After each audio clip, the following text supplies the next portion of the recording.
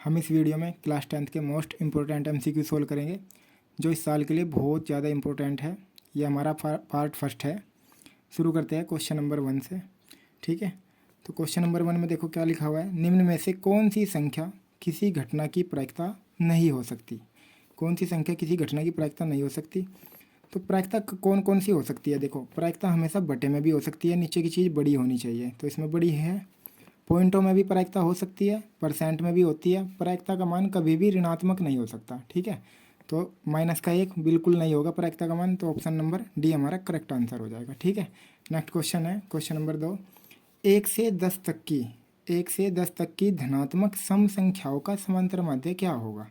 तो हमें कौन सी याद करनी, सम संख्या 1 से लेके 10 तक की। तो 1 से लेके 10 तक की संख्या कौन सी होती है हमारी, 2, 4, 6, 8 और 10 भी लेनी है। ठीक है, हमें क्या निकालना है, समांतर माध्य।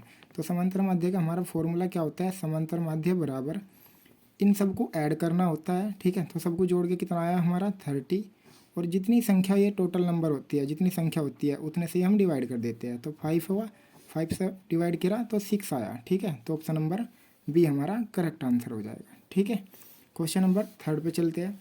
क्वेश्चन नंबर 3 में क्या है, संख्या 156 का अभाज्य गुणनखंड क्या होगा। 156 के अभाज्य गुणनखंड करने के लिए क्या करेंगे, हम फैक्टर करेंगे 156 के। 156 सबसे पहले 2 से कटा, 2 से 14, ठीक है, और 2 8 16, फिर 2 से डिवाइड करा, 2 3 6, 2 9 18, फिर 3 से कटेगा, 3 एकम 3, 3 3 9, और लास्ट में जाके 13 से कट जाएगा, पूरा का पूरा 13 बन जाएगा। तो 2 2 के कितने पेयर बने हमारे, 2, 3 का 1 और 13। तो कौन सा ऑप्शन सही होगा हमारा, ऑप्शन नंबर बी।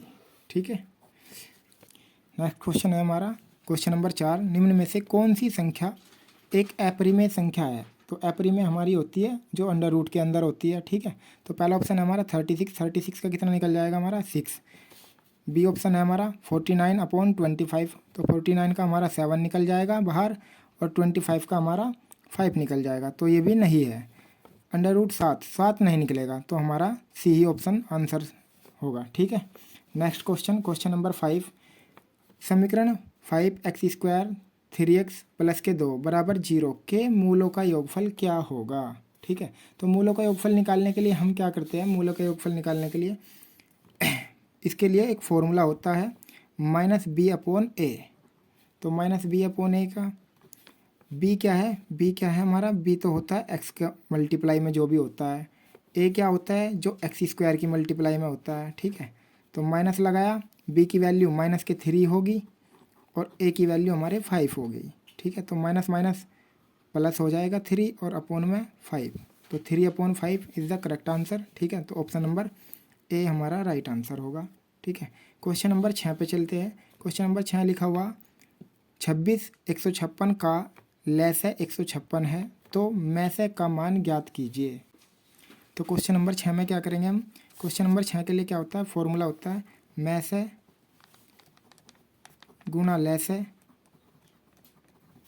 बराबर पहली संख्या और गुणा दूसरी संख्या। ठीक है, तो हमें 26 और 156 दोनों संख्या दी हुई है, 26 और 156 दोनों संख्या दी हुई है, और लैसे कितना दिया हुआ है हमें 156, तो 156 लिख दिया। हमें मैसे ज्ञात करना है। ठीक है, तो मैसे हमें ऐसा कैसे ही लिखना पड़ेगा। 156 से 156 एक बार कटा, तो यहाँ पे क्या बचा, मैसे बचा, और बराबर में क्या हुआ हमारा 26, तो आंसर आ गया हमारा मैसे 26, तो आंसर नंबर बी सही होगा।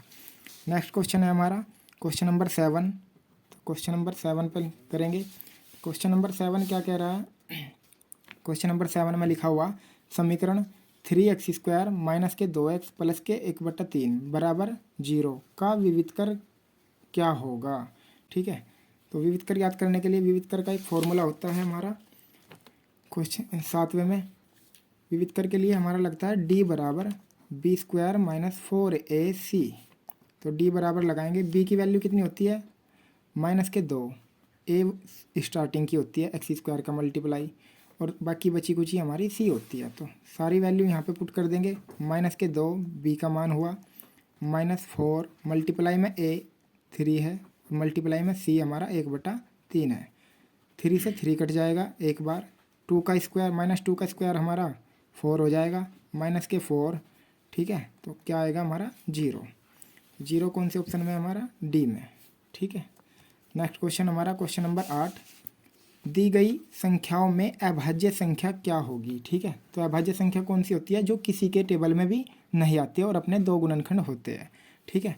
तो सबसे छोटी कौन सी होती है, याद रखने का क्वेश्चन है। ऑप्शन नंबर सी हमारा आंसर हो जाएगा, ठीक है।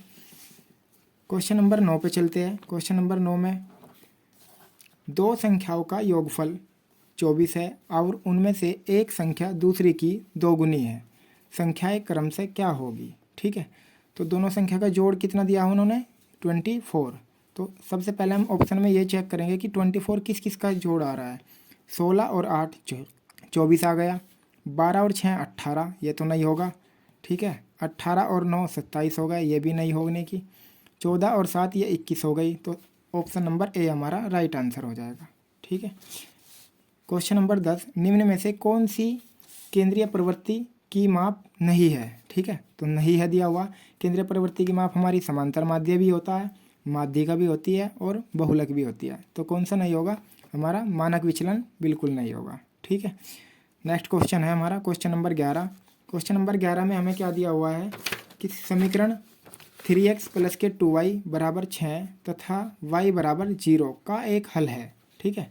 तो पहले से हमें y की वैल्यू हमें मिल ही गई है, 0 है, हमें केवल x की वैल्यू निकालनी है, ठीक है। तो ये y का मान क्या करेंगे, समीकरण इसमें पुट कर देंगे। y की value 3x plus 2 multiply y की जगह क्या पुट कर देंगे हम? 0 और इक्वल टू 6। तो 2 की मल्टीप्लाई 0 में करेंगे तो 0 आ जाएगा। तो यहाँ पे हमारा आया 3x बराबर 6, 3 से ही हमारा डिवाइड हो गया 2 बार। तो हमारा जो आंसर आ गया, x की वैल्यू हमारी आई, x की और y की वैल्यू, x की वैल्यू तो आई हमारी 2 और y की वैल्यू इन्होंने 0 दी हुई था, 2, 0 हमारे आंसर आ गए, ठीक है। तो ऑप्शन